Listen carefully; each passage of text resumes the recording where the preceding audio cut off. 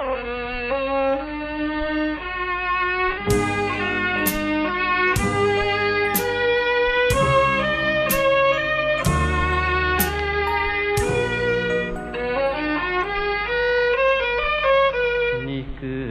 ំណាងយ៉ាងចំណា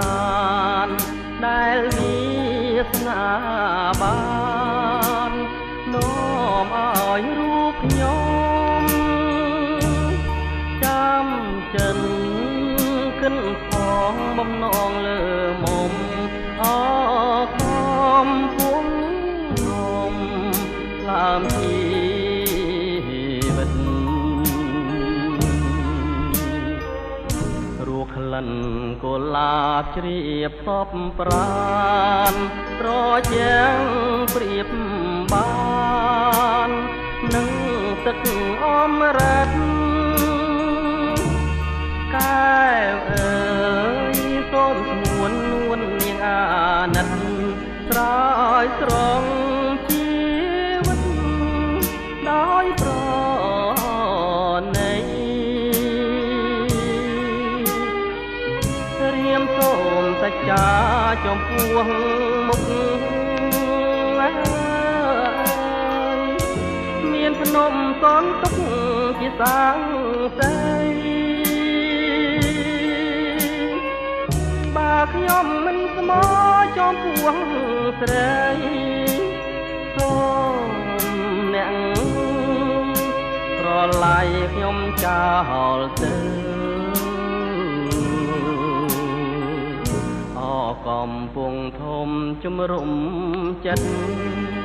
សូមផ្ញើជីវិតរឿងពិតនឹងទៅសូមស្ទឹងព្រៃប្រងជួយចែជើងរូបទៅឲ្យខ្ញុំជាគូ